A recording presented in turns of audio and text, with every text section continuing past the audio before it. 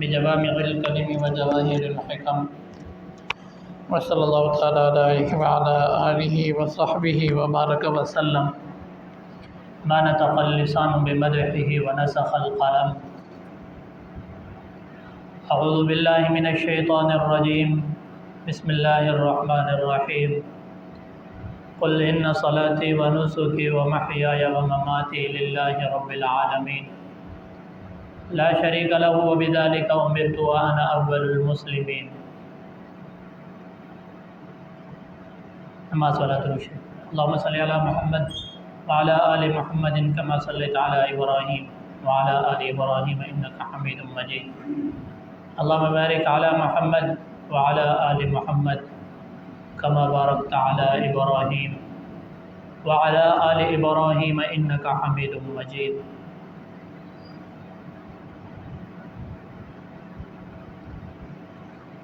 اللہ تعالیٰ نے پورا سال میں ایک دفعہ صاحب نصاب مسلمان لوگوں پر قربانی کو واجب قرار کیا ہے، اور قربانی کرتے وقت مسنون یہ ہے کہ یہ دعا کی جائے،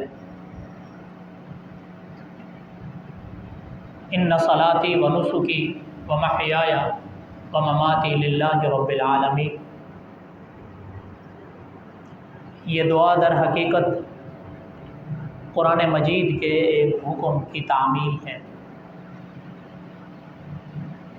جیسا کہ اللہ تعالیٰ نے قرآن مجید میں ارشاد فرمایا قل ان صلاتی و نسکی و محیایا و مماتی للہ رب العالمین. بے شک یہ نماز بھی میرے لیے ہے اور قربانی بھی میرے لیے ہے اور یہ جینا بھی میرے لیے ہے اور مرنا بھی اللہ کے لیے ہے جو تمام جہانوں کا رب ہے. قل ان صلاتی و نسکی و محیایا و مماتی للہ رب العالمین. ہر انسان کو اس چیز کا تو علم ہے، ہر مسلمان کو یہ معلوم ہے کہ اگر قربانی اللہ کی رضا کی خاطر کی، صرف اللہ کو دکھانا مقصود ہوا تو وہ قربانی قبول بھی ہے اور باعث اجر و ثواب بھی ہے. اگر اللہ نہ کرے اگر دل میں یہ بات پیدا ہو گئی کہ اگر قربانی خریدتے وقت ذہن میں اللہ کی رضا کے علاوہ کچھ ایسی بات آ گئی کہ اگر میں نے یہ نہ خریدی تو لوگ کیا کہیں گے، ایسی قربانی کا صرف اجر و ثواب عکارت نہیں ہوتا، اجر و ثواب ختم نہیں ہوتا، بلکہ وہ باعث وبال بنتی ہے، اللہ تعالیٰ کی ناراضگی کا سبب بنتی ہے. نبی اکرم صلی اللہ تعالیٰ علیہ وسلم نے ارشاد فرمایا کہ من صلی یرائی فقد اشرک باللہ. جو شخص نماز پڑھے گا لوگوں کو دکھانے کے لیے، پس تحقیق اس نے شرک کیا. ومن صام یرائی فقد اشرک باللہ. اور جس نے روزہ رکھا لوگوں کو دکھانے کے لیے، فقد اشرک باللہ، پس تحقیق اس نے اللہ کے ساتھ شریک کر لیا. یعنی یہ جو عبادات ہیں ان کو کرنا تو اللہ کے لیے تھا، کسی کو دکھاوے کے لیے نہیں کرنا تھا، اور اللہ کے ساتھ لوگوں کو شریک کر لیا. محض اللہ کی ذات عالی کے لیے نہیں رہی، اب وہ لوگوں کے لیے رہی ہے. تو اس چیز میں عبادت کے دکھانے میں اللہ کے ساتھ لوگوں کو شریک کر لیا، تو اس لیے وہ شرک بن گیا۔ تب الحمدللہ عام سے عام مسلمان کے بھی بات یہ علم میں ہے کہ جب بھی قربانی خریدیں تو اس وقت اپنی زبان سے بھی اور دل سے بھی اس بات کا پختہ ارادہ کریں کہ یا اللہ میں تیری ہی رضا کے لیے کر رہا، کسی کو دکھاوے کے لیے نہیں کر رہا۔ اب قربانی خرید لی اور اس کو اللہ کی رضا کے لیے ذبح بھی کر دیا اور گوشت کے خوب مزے بھی اڑا لیے، اور اس میں اگر اللہ کی رضا تھی اللہ تعالیٰ اس پہ اجر و ثواب بھی عطا فرمائیں گے، ہمارے عمل کی بقدر اللہ تعالیٰ اپنی شان شیان کی بقدر ہمیں اجر و ثواب بھی عطا فرمائیں گے۔ اور ہم نے مہمان نوازی بھی کر لی، میزبانی بھی کر لی اپنے جاننے والوں کی، دوست احباب رشتہ داروں کی۔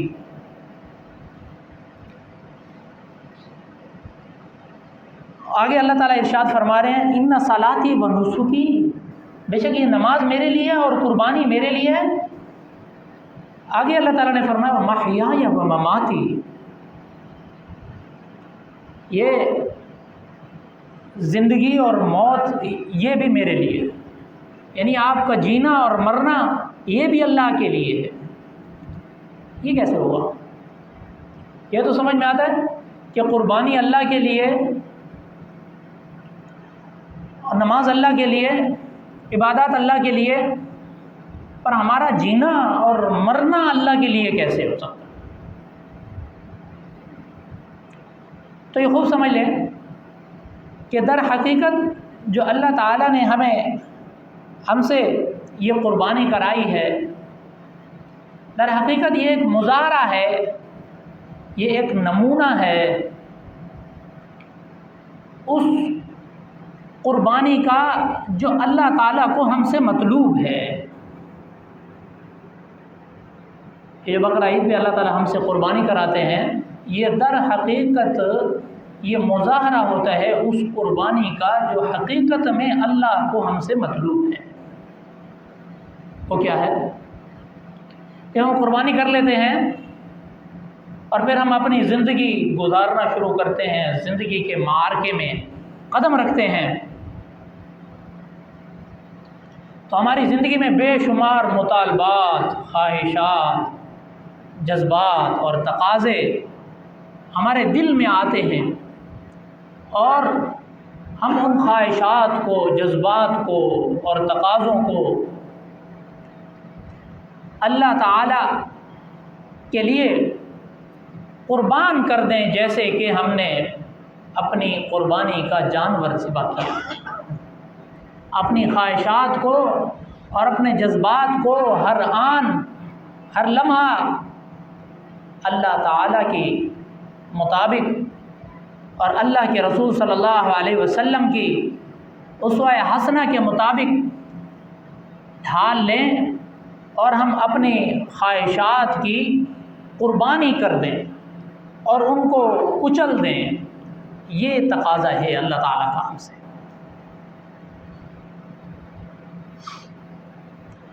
ہم جب زندگی کے معرکے میں قدم رکھتے ہیں تو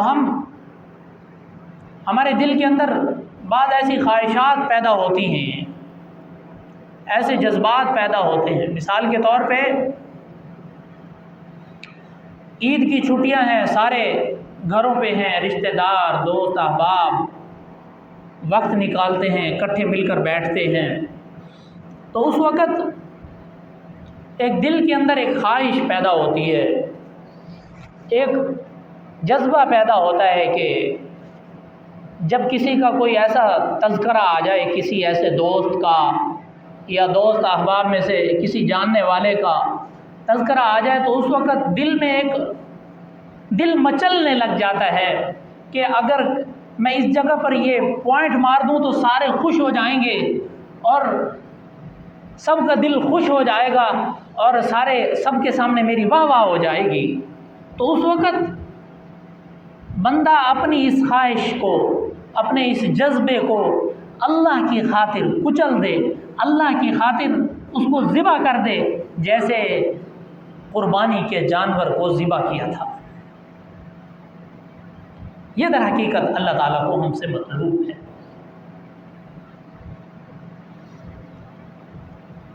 اللہ تعالیٰ نے فرشتوں سے جب کہا کہ میں ایک ایسی مخلوق پیدا کروں گا کہ وہ گناہ بھی کرے گی اور پھر میری طرف رجوع بھی کرے گی، رجوع اللہ بھی کرے گی، تو فرشتوں نے کہا کہ وہ خون خرابہ پیدا کرے گی۔ تو پھر اللہ تعالیٰ نے کہا کہ ان کے اندر گناہوں کے جذبے، سمندر گناہوں کے جذبے وہ ولولہ ماریں گے اور جوش ماریں گے، اور پھر ان میں سے بعض میرے ایسے برگزیدہ بندے ہوں گے جو ان جذبوں کو میری خاطر قربان کر کے مجھے راضی کریں گے، اور وہ اشرف المخلوقات بن جائیں گے اور تم سے بھی آگے نکل جائیں گے۔ انی اعلم من اللہ ما لا تعلمون، بے شک میں جانتا ہوں اس چیز کو جس کو تم نہیں جانتے۔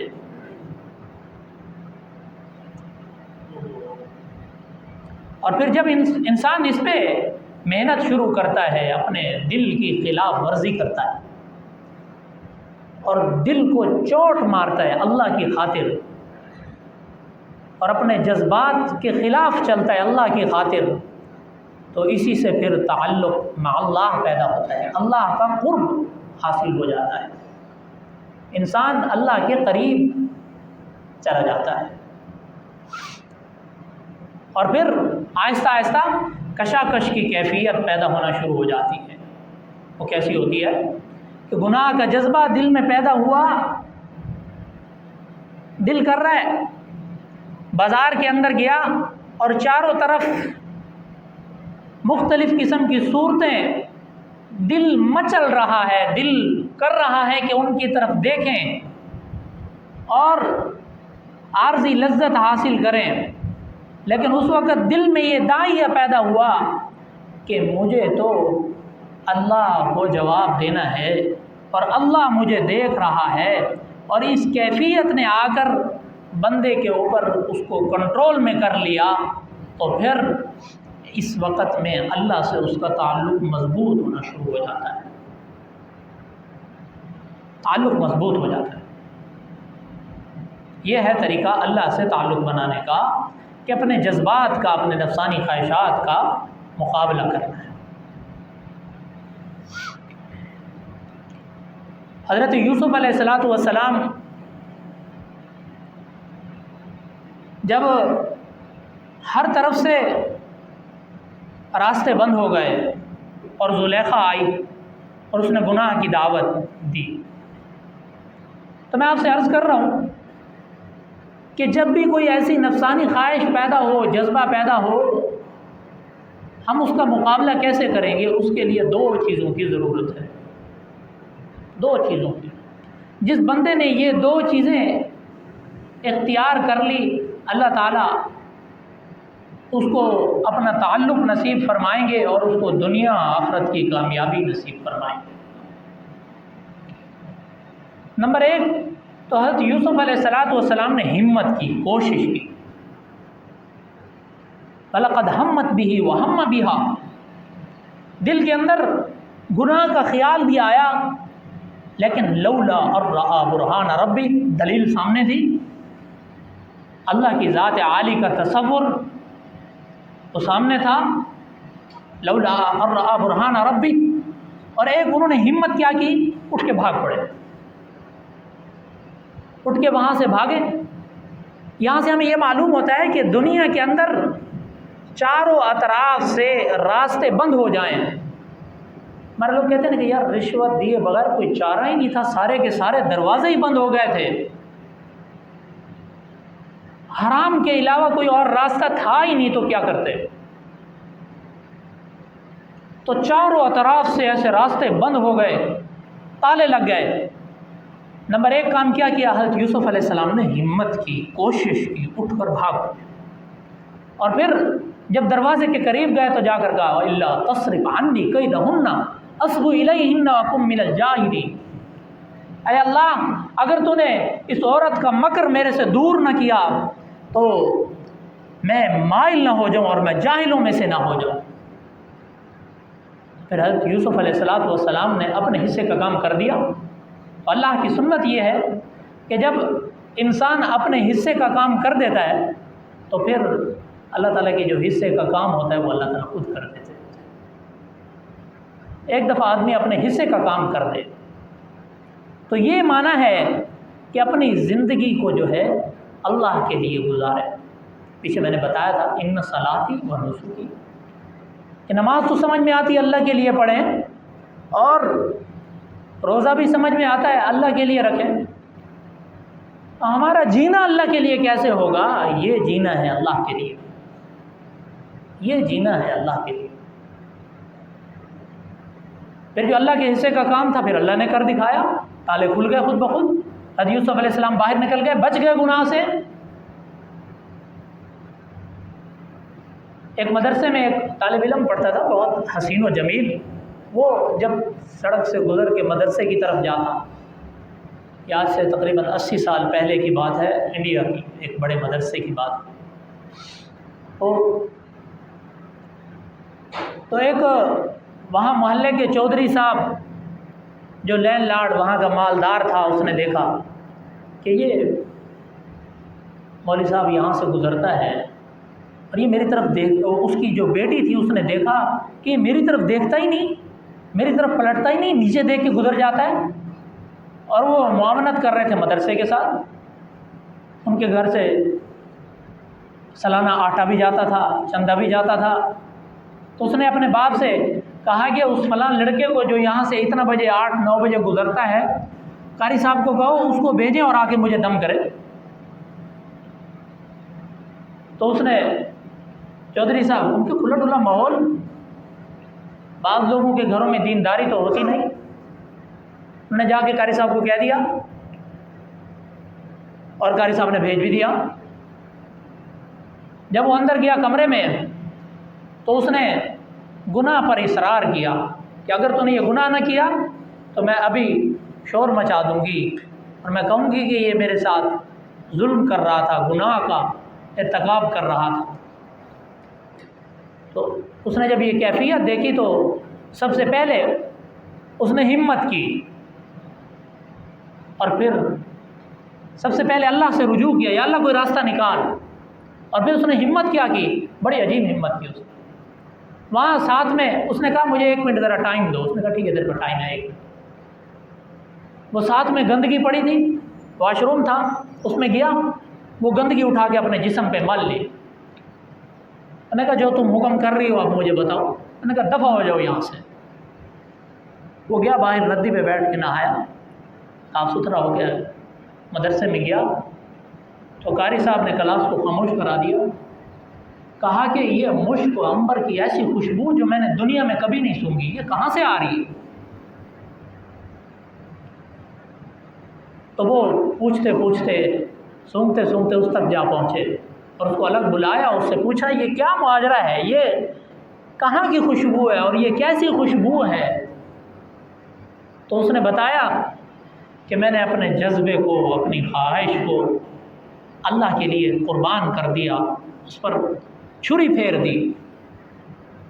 تو یہ ہم سے عید الاضحیٰ کی قربانی ہم سے تقاضا کر رہی ہے کہ اپنی پوری زندگی اللہ کے لیے گزارو۔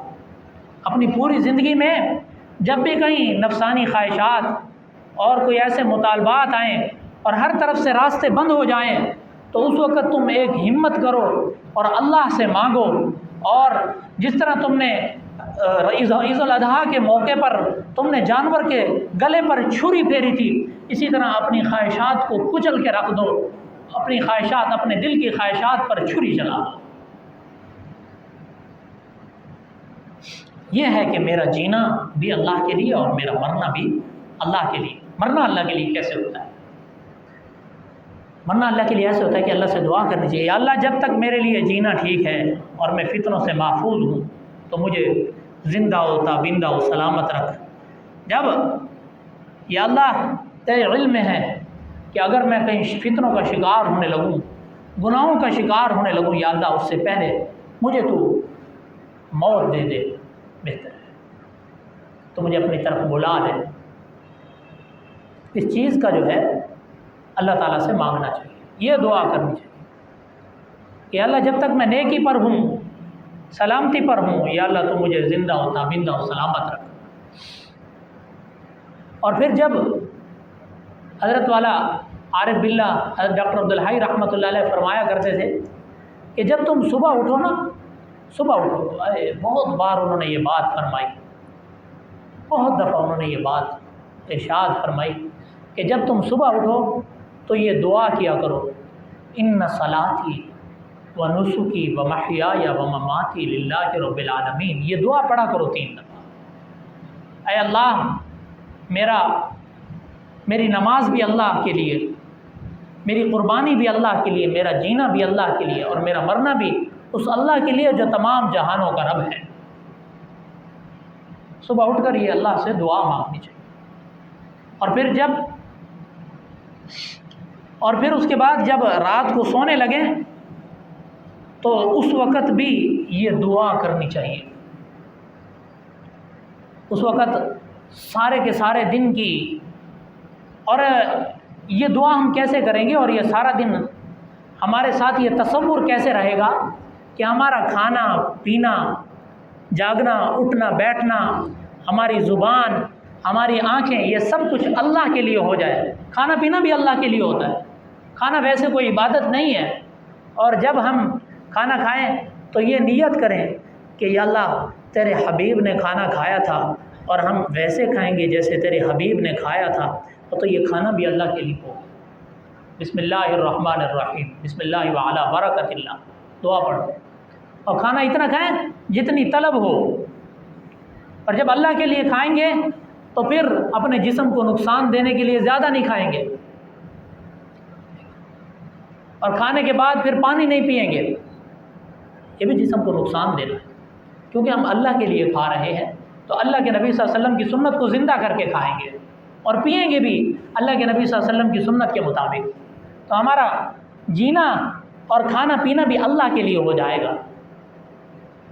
اور پھر یہ سارے کام کیسے ہوں گے، اور یہ جذبات اور ہماری خواہشات اور یہ سارے ہمارے یہ ارادے اللہ کے لیے یہ کیسے بنیں گے، ارادہ کیسے ہوگا، اور یہ ہمارا یہ ہر وقت یہ نیت یہ ہماری کیسے بنے گی، اس کے لیے بھی انہی سے مانگو، اللہ سے مانگو کہ یا اللہ ہمارے اختیار میں نہیں ہے کہ ہم ہر وقت ہر کام تیرے لیے کریں، جب تک تیری مدد شامل حال نہ ہو اس وقت تک ہم کوئی کام تیری رضا کے مطابق نہیں کر سکتے۔ اور پھر مانگیں بھی اسی سے کہ یا اللہ تو اس کو اپنی رضا کے مطابق ہمارے ہر کام کو ڈھال دے۔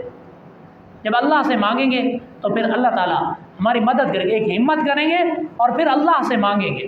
اور رات کو جب سونے لگیں تو ایک نظر اپنے سارا دن پہ دوڑا لیں کہ صبح جب ہوئی تھی تو اس وقت یہ دعا پڑھی تھی، ان صلاتی و نسکی و محیای و مماتی للہ رب العالمین۔ اور جب رات سوئیں تو پھر 2 کام کر لیں کہ یا اللہ جو کام تیری رضا کے مطابق ہوئے ان پر میں تیرا شکر ادا کرتا ہوں، اور پھر جو کام تیری رضا کے مخالف ہوئے یا اللہ جو تیرا حکم یا تیرے نبی کا حکم کہیں ٹوٹا تو اس پر میں تیرے سے معافی مانگتا ہوں۔ جو آدمی یہ 2 کام کر کے سوئے گا، اگر اس حالت میں اس کی موت واقع ہو گئی تو پھر حضرت فرمانے لگے کہ وہ سیدھا جنت میں جائے گا۔ یہ معنی ہے ان صلاتی و نسکی و محیایا، اب اس کا مرنا بھی اللہ کے لیے ہو گیا،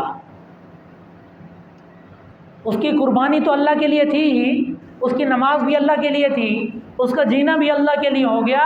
اگر یہ کام کر لیا سوتے وقت تو پھر اس کا مرنا بھی اللہ کے لیے ہو جائے گا۔ اللہ سے دعا ہے کہ اللہ تعالی ہمیں ہمارے ارادے میں پختگی عطا فرمائے۔ السلام علیکم، یوٹیوب پہ ہماری ویڈیوز دیکھنے کے لیے مولانا حسنین آفیشیل کو سبسکرائب کریں اور بیل آئیکن کو کلک کریں۔